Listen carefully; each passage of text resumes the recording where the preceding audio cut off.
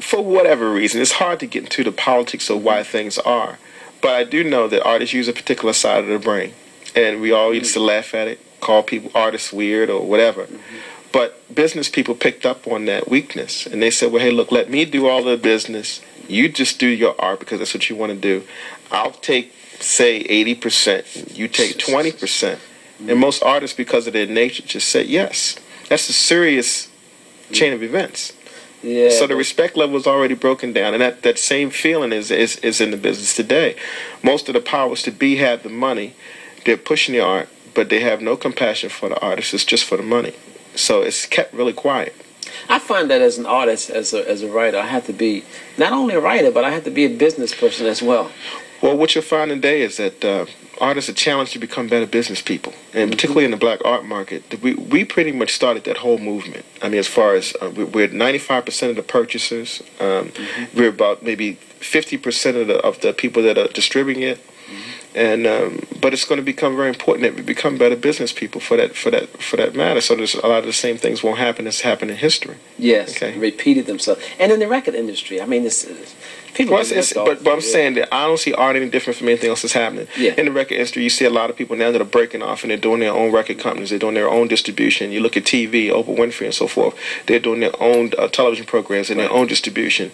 And the same thing's happening in art. Most of the major artists like Paul Goodnight and Ronnie Honeywood, Charles Bibbs, Joe Holston, these people are running their own businesses and they're distributing their own works. And galleries come to them to buy the work.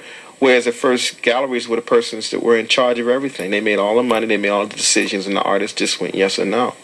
Yeah, I'm glad you said that because I have a good friend who's a very good artist, and she just kind of takes all her pieces and she just gives everything to the distributor. She just, she just hands off. Well, I think a lot of people got to remember that artists do art not for the money. They do it because it's a spiritual release. It's therapeutic. Most of them don't do it for financial gain and never have throughout history. There are other people that looked at it and put a dollar value on it.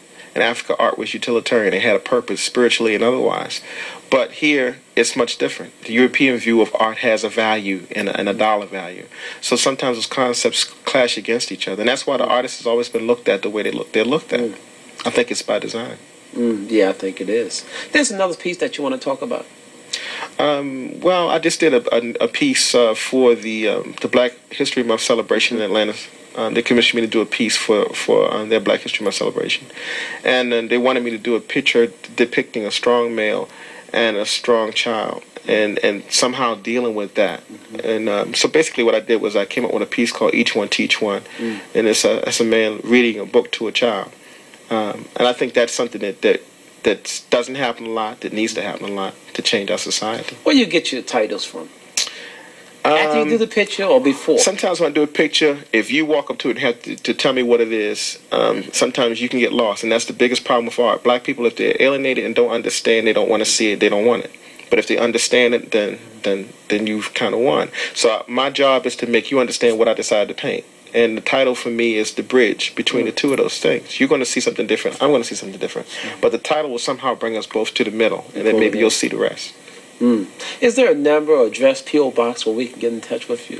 Well, I also have a edition company. I represent 19 other artists, and I distribute all over the country. My address is at 2350 Holland Street in Baltimore. I'm listed. And the number is 410-233-0772. So if you need to get a hold of any of the pieces or catalogs, you can contact me. Larry, we certainly appreciate you for coming and sharing with us here on Color Me Poetry. It's been great, and I'm looking forward to you doing some shows and let us know where you're going to be and that type of thing. Okay. It's beautiful because we need to support black art, and we will continue to do that. I'm Danny Queen, and we've been talking with Larry Poncho Brown, the artist, and this is Color Me Poetry. And until next time, Color Me Poetry. I'm Danny Queen.